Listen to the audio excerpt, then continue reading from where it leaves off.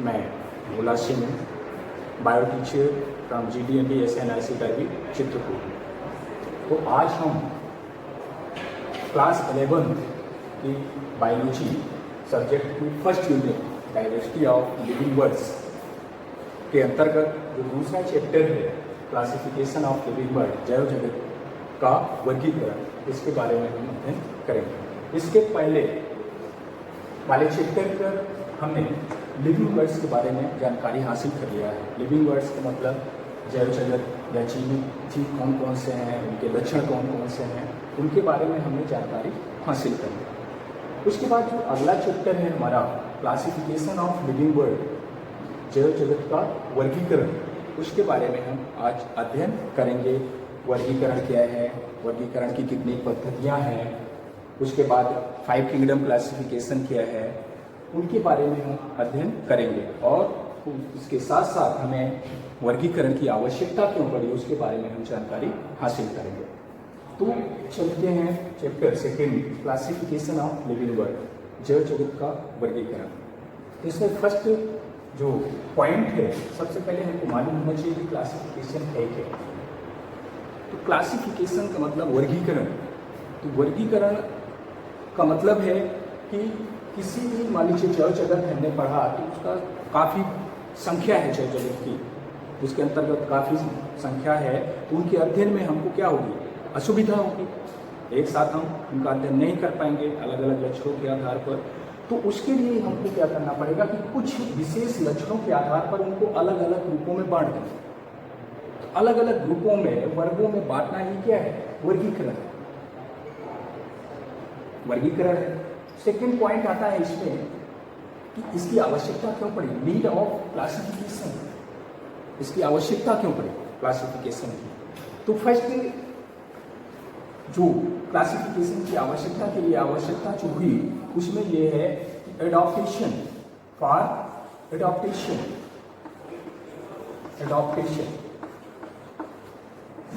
अनुकूलन। वर्गीकरण के द्वारा हम अनुकूलन के बारे में जानकारी हासिल कर सकते हैं। एडॉप्टेशन, अलग अलग जलवायु में रहने वाले जंतुओं को अलग अलग समूहों में रखा गया, वो किसके द्वारा जानकारी हमको हासिल हुई, क्लासिफिकेशन के द्वारा। Second number evolution.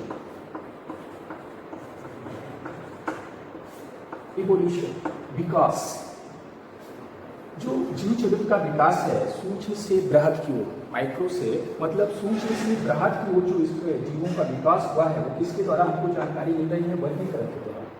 क्योंकि सूक्ष्म जीवों को पहले अलग रखा गया, उसके बाद जैसे जैसे उनमें लक्षणों के आधार पर उनको दूसरे ग्रुपों में रखा गया। तो ये किसके द्वारा हमें प्राप्त हुआ, क्लासिफिकेशन के द्वारा।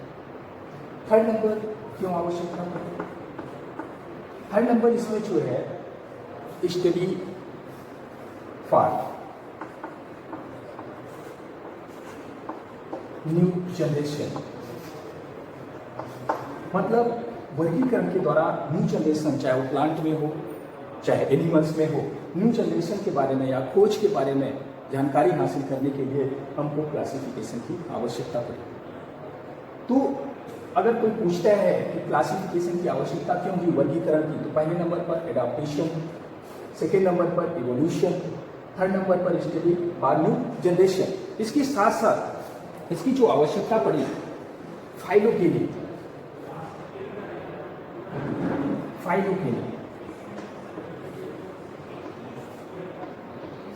फाइलोजेनी का मतलब जातिगत।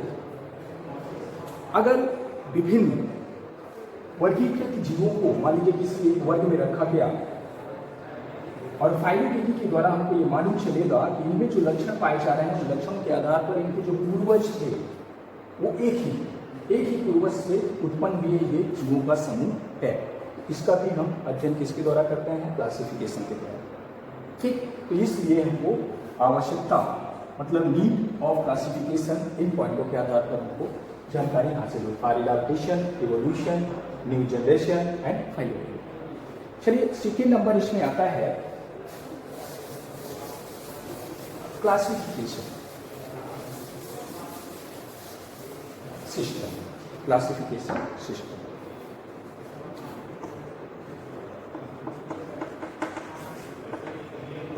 Classification system. तो फर्स्ट क्लासिफिकेशन सिस्टम जो है, वर्गीकरण की पद्धतियां जो है, उसमें सबसे पहले आए थे अरस्तु। अरस्तु ने क्या किया था, जितना भी लिविंग वर्ड्स है उनको दो ग्रुपों में जनरली डिवाइड कर दिया गया था, एक प्लांट और animal, plant and animal divide कर दिया गया। ठीक, उसके बाद सेकेंड नंबर पर आए लीनियस, कैरोलस लीनियस। इन्होंने क्या किया, two kingdom classification, two kingdom classification इसको प्रोवाइड किया।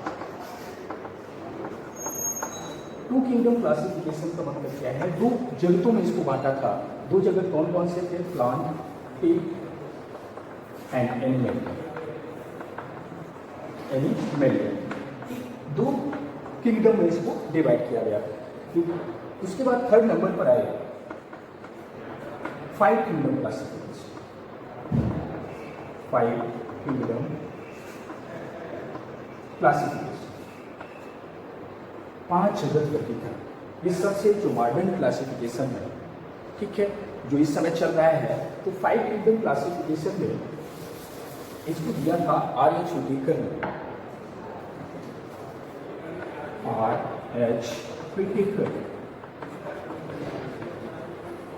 R.H. व्हिटेकर ने इस क्लासिफिकेशन को दिया फाइव किंगडम। इनकी अकॉर्डिंग जितना भी लिविंग वर्ड्स है उनको फाइव ग्रुपों में या फाइव किंगडम में डिवाइड किया। वो फाइव किंगडम कौन कौन से हैं,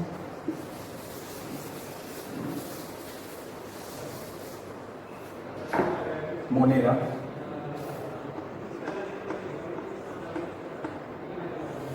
प्रोटिस्टा,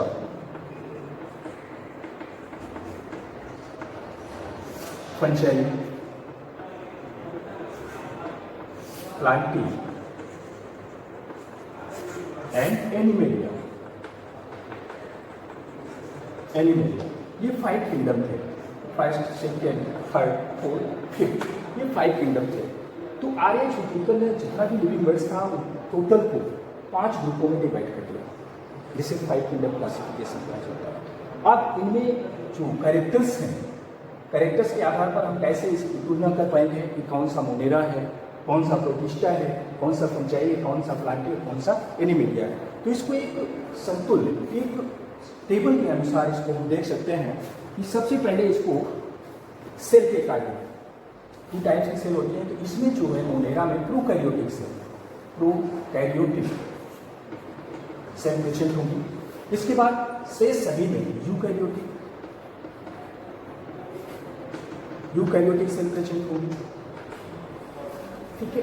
केवल मोनेरा में इसके अंतर्गत ऐसे जंतु आएंगे, ऐसे लिविंग्स आएंगे जिनमें प्रोकैरियोटिक सेल प्रेजेंट होगी। बाकी प्रोटिस्टा में यूकैरियोटिक, फंजाई में यूकैरियोटिक, प्लांटी में यूकैरियोटिक और एनिमेलिया में यूकैरियोटिक, ये आएंगे। उसके बाद इसमें जो है न्यूट्रिशन के अकॉर्डिंग अगर देखते हैं तो न्यूट्रिशन मतलब पोषण, उसके अकॉर्डिंग अगर हम देखते हैं तो ऑटोट्रॉपिक,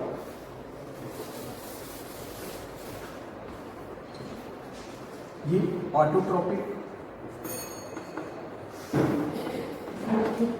ऑटोट्रॉपिक का मतलब सुपोषी, मतलब इसके अंतर्गत जितने भी जीव आएंगे वो क्या होंगे, सुपोषी होंगे, ऑटोट्रॉपिक होंगे।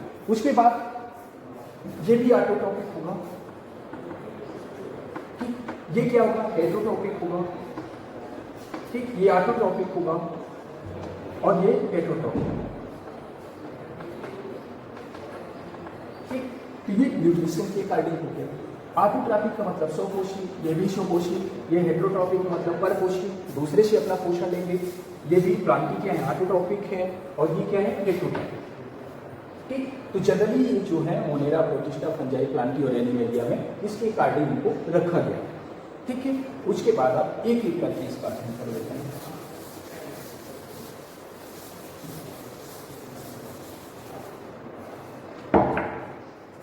सबसे पहले इसमें फाइव किंगडम में क्या है, मोनेरा।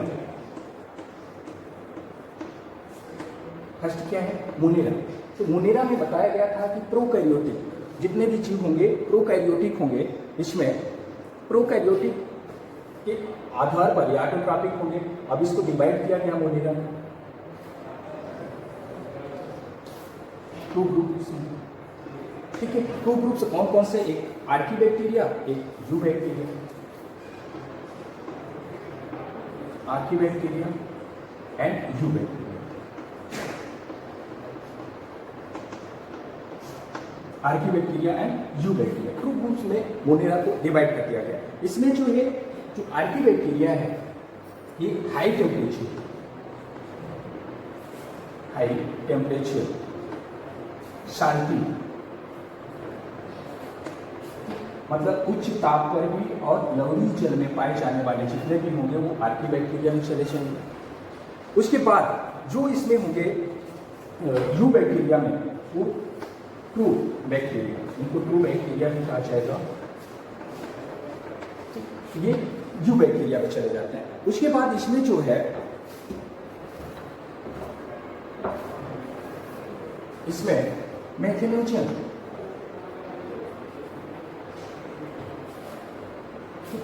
इसमें जो आ जाता है डिक्लिनेरिटी,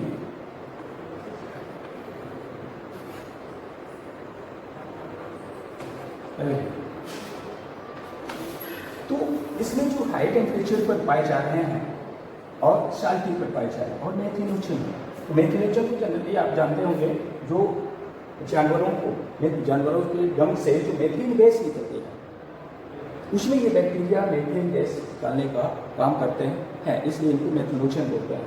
वही जाकर के बायोगैस में कन्वर्ट हो जाती है। उसके बाद इसमें जो है न्यूक्लिनरी, तो इसमें जो है ये इससे इसलिए डिफर है कि रिजिड सेल वॉल इसमें प्रेजेंट होती है। रिजिड सेल वॉल इसमें प्रेजेंट होती है जो बैक्टीरिया, ठीक है। तो ये हो गया मोनेरा। अब मोनेरा के अंतर्गत इसमें जो रिप्रोडक्शन है माइकोप्लाज्मा की, इसमें आता है बैक्टीरिया में माइकोप्लाज्मा, ठीक है। नीले हरे शैवाल और माइकोप्लाज्मा। माइकोप्लाज्मा जरूरी है क्या? ये सबसे सूक्ष्म जीवित कोशिका है माइकोप्लाज्मा, जो बिना ऑक्सीजन के भी जीवित रह सकती है, ठीक। उसके बाद इसमें आ जाता है मोनेरा में रिप्रोडक्शन की प्रोसेस, ठीक है। तो रिप्रोडक्शन जनरली इसमें जो है 3 टाइप से, vegetative, sexual and sexual, 3 type से क्वेश्चन होता है। वेजिटेटिव रिप्रोडक्शन की जो प्रोसेस है वो बाइफिशियन द्वारा, सेक्सुअल की है स्पोर्स द्वारा, एंड सेक्सुअल रिप्रोडक्शन है वो ट्रांसफर ऑफ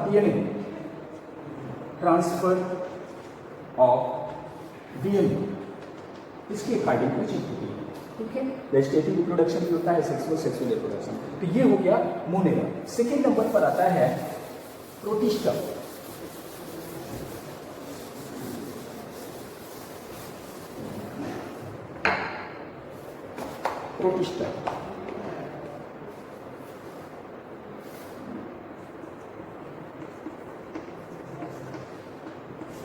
इसके पहले ही इसको जनरली बता दिया गया था कि सिंगल सेल यूकैरियोटिक होंगे। क्या होंगे? Eukaryotic single. तो प्रोटिस्टा जो है जनरली इसको डिवाइड किया गया 5 ग्रुप्स में। प्रोटिस्टा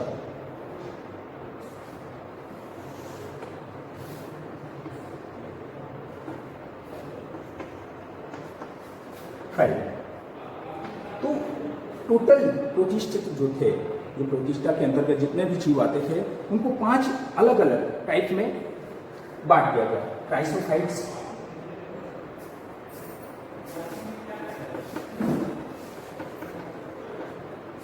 तो इनको बांटने की आवश्यकता क्यों पड़ी?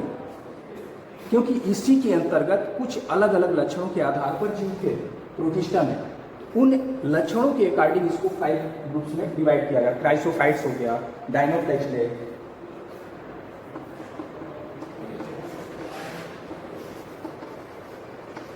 यूग्लिनोइड,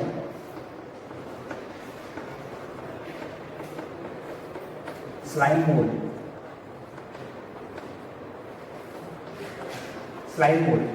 एंड लास्ट में जो है, लास्ट में स्लाइम मोल्ड के बाद प्रोटोजोन्स,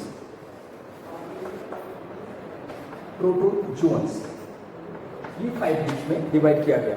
तो इसमें जो सबसे पहले था क्राइसोफाइट्स, तो क्राइसोफाइट्स जो है यूनिसेलुलर फोटोसिंथेटिक है,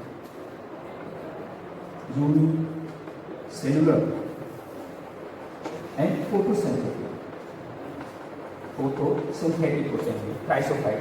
डायनोफ्लैजिलेट जो होते हैं इसमें फ्लैजिला प्रेजेंट होता है, इसमें जो होता है फ्लैजिला होता है और इसमें साल्टी पिगमेंट पाए जाते हैं। फ्लैजिला होगा,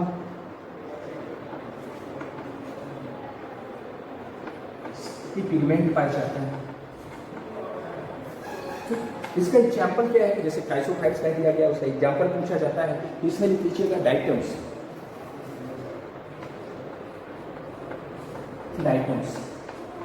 ठीक है, तो डायनोफ्लैजिलेट के अंतर्गत जो पाए जाएंगे उनमें फ्लैजिला प्रेजेंट होगा और पिगमेंट का मतलब जैसे रेड पिगमेंट हो गया, ब्लू पिगमेंट हो गया, ग्रीन पिगमेंट हो गया, उसकी अकॉर्डिंग इसमें जो प्रेजेंट होगा, जैसे साइनोफाइसी आ गया, थियोफाइसी हो गया, रोडोफाइसी हो गया, तो उसकी अकॉर्डिंग भी होता है। इसमें का जो उदाहरण है गोनाइलैक्स,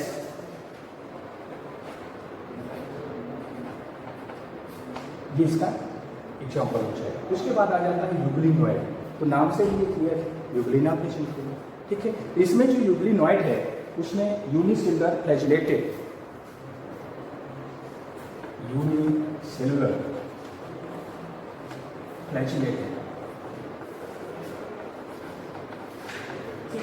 ये यूनिसेलुलर में फ्लैजिला पाया जाएगा। इसका जो एग्जाम्पल होगा यूग्लिन।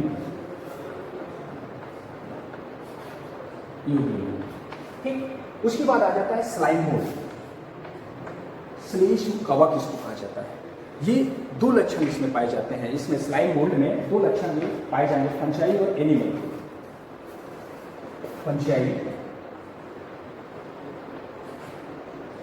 प्लस एनिमल दोनों के लक्षण पाए जाते हैं स्लाइम मोल्ड में, इसको श्लेष्म कवक कहा जाता है। ठीक है, इसमें जो स्लाइम मोल्ड जो है ये सैप्रोफाइटिक होंगे, सैप्रोफाइटिक।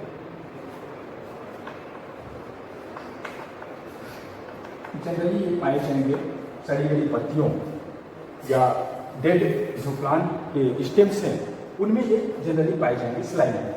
उसके बाद जो 5th नंबर आता है इसमें प्रोटोजोन्स। प्रोटोजोन्स का मतलब इसके अंतर्गत प्रोटोजोआ है, प्रोटोजोआ। ठीक है, प्रोटोजोआ आते हैं, प्रोटोजोन्स के अंतर्गत प्रोटोजोआ आएंगे, ये हेटेरोट्रॉपिक होंगे, हेटेरोट्रॉपिक। ठीक है, तो ये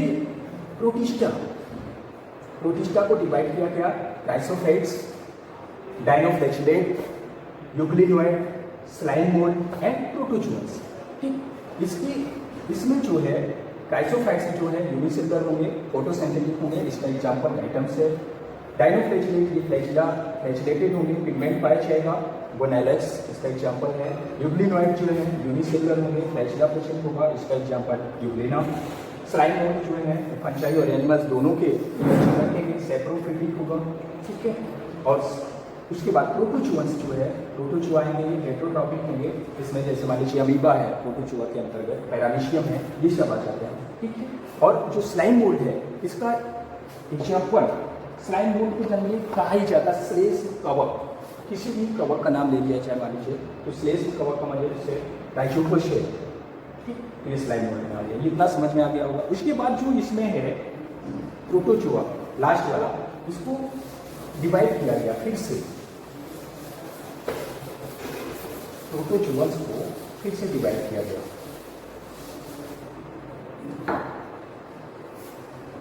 प्रोटोजोन्स इसको डिवाइड किया गया।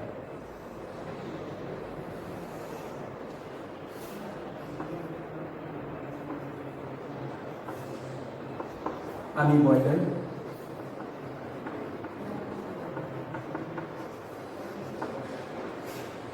अमीबॉइडल मतलब है कि ये प्रोटोजोआ के अंतर्गत ही। अमीबॉइडल हो गया, फ्लैजिलेटेड, सीलिएटेड, फ्लैजिलेटेड।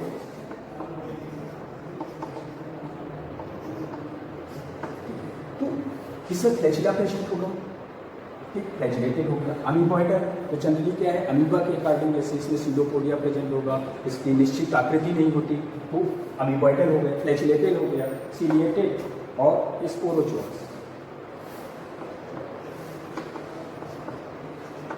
स्पोरोजोन्स इसमें फ्लैजिला होगा, इसमें सीलिया होगा, इसमें स्पोर्स पाए जाएंगे। ये अमीबा की आकृति का होगा। तो अमीबा की आकृति जनरली आप देखे होंगे अनिश्चित आकृति होती है, इसकी कोई निश्चित आकृति नहीं होती। ठीक है, अमीबा हो गया इसका एग्जाम्पल, ट्रिपैनोसोमा हो गया। ठीक, और सीलिया, सीलिया आप जनरली जानते हैं किसी एक जंतु को देखे होंगे, पैरामीशियम, जो एक तलहट की मतलब ऐसी संरचना में चप्पल की तली के समान पाया जाता है, उसमें सीलिया पाए जाएंगे, पैरामीशियम। स्पोरोजोन्स, स्पोरोजोन्स का मतलब स्पोर्स, मतलब स्पोर्स जो आएंगे जैसे प्लाज्मोडियम, प्लाज्मोडियम। ठीक है, ये तो इनको जो है प्रोटोजोन्स में, प्रोटोजोन्स जो है इनको 4 ग्रुपों में डिवाइड किया गया, अमीबॉइडल, फ्लैजिलेटेड, सीलिएटेड एंड स्पोरोजोन्स। जिसमें से अमीबॉइडल में अमीबा आएगा, फ्लैजिलेटेड में ट्रिपैनोसोमा आएगा, सीलिएटेड में पैरामीशियम आएगा और स्पोरोजोन्स में प्लाज्मोडियम आएगा। ठीक, ये इसके एग्जाम्पल हो गए। उसके बाद इसमें आ जाता है third number fungi. Third kingdom क्या है, फंजाई।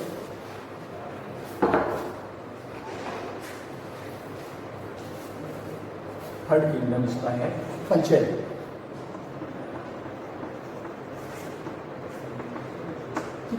तो फंजाई जनरली क्या है कि इसमें जो कवक, इसको जनरली नाम दिया जाता है फंजाई को, ये क्या है, डिसीज एजेंट है, मतलब डिसीज फैलाते हैं, चाहे वो प्लांट में हो चाहे एनिमल में।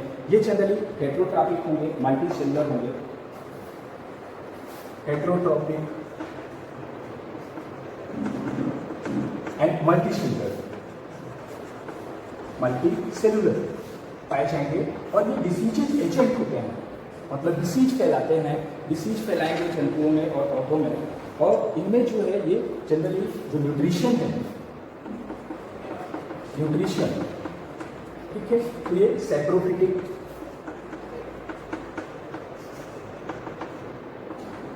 मतलब न्यूट्रिशन इनमें अलग अलग प्रकार का पाया जाता है, parasitic and symbiosis. Parasitic and symbiosis, ये न्यूट्रिशन पाया जाता है, मतलब 2 जीवी, ठीक, परजीवी और सहजीवी, तीनों टाइप्स का इसमें न्यूट्रिशन पाया जाता है। और इसमें जो रिप्रोडक्शन है, रिप्रोडक्शन मतलब फंजाई में जो रिप्रोडक्शन की प्रोसेस है, जनन की प्रोसेस है, वो vegetative, asexual and sexual, vegetative, asexual and sexual, तीनों प्रेजेंट होते हैं। तो वेजिटेटिव रिप्रोडक्शन जो है इसमें ये होता है फ्रेगमेंटेशन,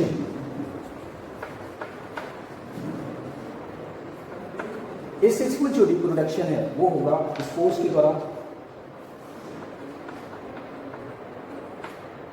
और सेक्सुअल जो रिप्रोडक्शन है, तो जनरली सेक्सुअल रिप्रोडक्शन जो फंजाई में होता है वो एस्कोस्पोर्स द्वारा या ओस्पोर्स द्वारा,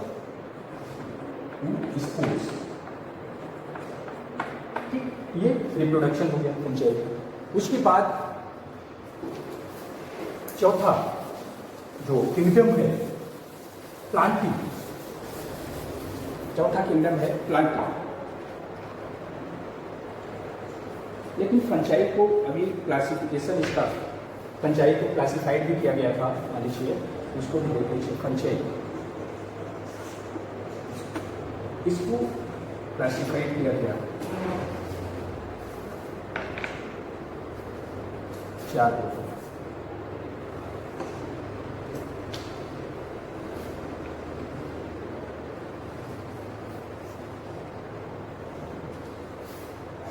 first, second, third, fourth, phycomycetes,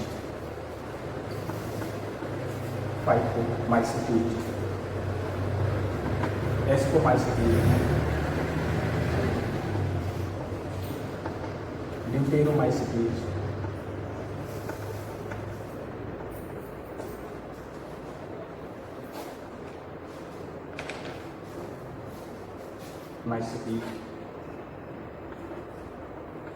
and deuteromycetes के बाद इसमें जो है बेसिडियोमाइसिटीज।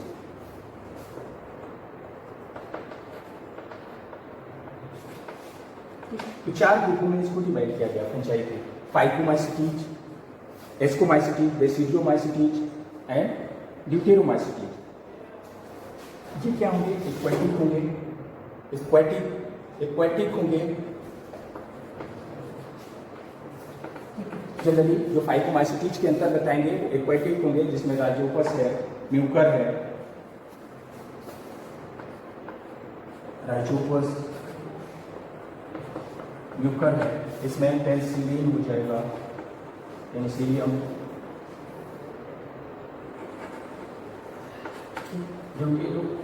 इसमें पेनिसिलियम आ गया। ड्यूटेरोमाइसिटीज में जो इसका एग्जाम्पल है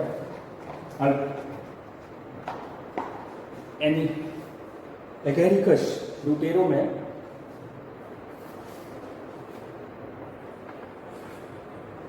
एगेरिकस एंड बेसिडियोमाइसिटीज जो इसका आता है, बेसिडियोमाइसिटीज में मशरूम,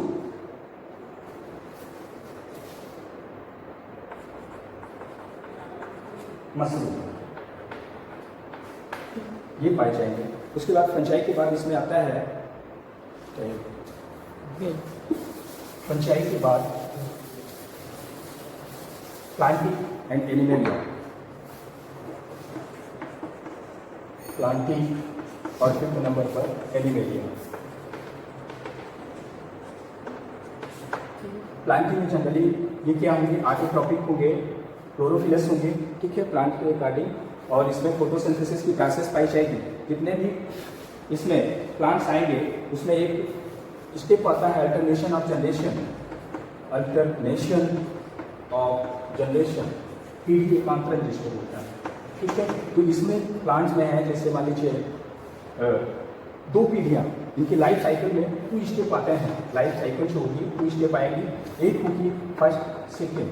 तो फर्स्ट वाली जो इसकी फेजेज है अल्टरनेशन ऑफ जनरेशन की, उसको स्पोरोफिटिक और गैमेटोफिटिक, स्पोरोफिटिक एंड गैमेटोफिटिक, ठीक है। तो स्पोरोफिटिक जो होगी वो डिप्लॉयड होगी और ये हेप्लॉयड होगी, डिप्लॉयड एंड ये होगी हेप्लॉयड, ठीक। उसके बाद 5वां आ जाता है एनिमेलिया। एनिमेलिया में क्या है? ये मल्टीसेलुलर होंगे, ठीक है, और इनमें जो न्यूट्रिशन है वो लार्ज न्यूट्रिशन की जो प्रोसेस होगी, पैरासिटिक हो गई है, परजीवी, ठीक है। तो एनिमल्स में ये बृहद मल्टीसेलुलर इसके अंतर्गत आते हैं, और इनमें जो एनिमेलिया में उसके फिर डिवाइड किया गया उनके लक्षणों के आधार पर फाइलम में, ठीक है। ये आ गया एनिमेलिया में। उसके बाद इसमें आ जाता है ये 5 किंगडम थे, मोनेरा, प्रोटिस्टा और फंजाई, प्लांटिंग और एनिमेलिया। उसके बाद लास्ट में इसमें क्या है? Virus, viroids, prions and lichen. Viroids, prions and lichen. Virus इसकी जो खोज फर्स्ट टाइम किया था वो इवानोवस्की ने किया था। वायरस की खोज किसने किया था? इवानोवस्की ने किया था। इसमें ये नॉन सेलुलर होते हैं, नॉन सेलुलर, ठीक है, और जनरली क्या है? ये डिसीज फैलाते हैं, डिसीजेज एजेंट हैं। उसके बाद वायराइड्स भी डिसीजेज एजेंट हैं, लेकिन वायरस से छोटे हैं। वायरस से क्या छोटे होते हैं, और इसकी खोज किया था टीओडाइनर ने इसकी खोज किया था, ठीक है। और वायराइड्स जो होते हैं जनरली इसमें जो है प्रोटीन कोड एब्सेंट होता है, प्रोटीन कोड क्या होगा? एब्सेंट होगा, ठीक। उसके बाद प्रियॉन्स आ जाता है। तो प्रियॉन्स क्या है? जनरली ये प्रोटीन के अणु हैं। प्रियॉन्स क्या है? ये प्रोटीन के अणु होते हैं। उसके बाद लाइकेन क्या है, सिम्बायोसिस मतलब सहजीवी होता है। लाइकेन क्या है, सहजीवी है। इसमें फंजाई एंड एल्गी दो ये लक्षण पाए जाते हैं, फंजाई एंड एल्गी।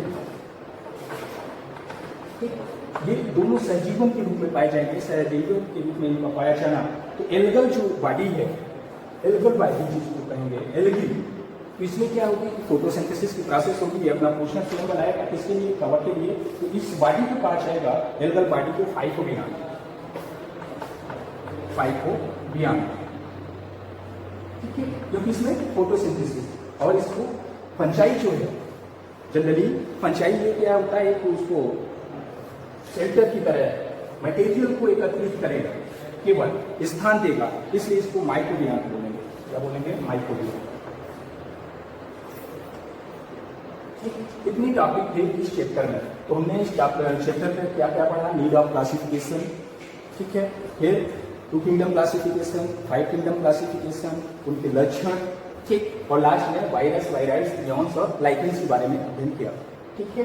अब इसकी लास्ट में जो असेसमेंट है उसमें सबसे पहले मान लीजिए कोई जनरली फर्स्ट क्वेश्चन दिया गया, right the general characters of protista, protista के लक्षण के बारे में लिखेंगे। सेकेंड असेसमेंट हो जाएगा, इसमें जो है एक नॉर्मली सीक्वेंस के अकॉर्डिंग इनमें जो डिफरेंस है 5 किंगडम में उसको लिखना है, ठीक है, लिख पाएंगे इस पूरे चैप्टर में आपने, ठीक है।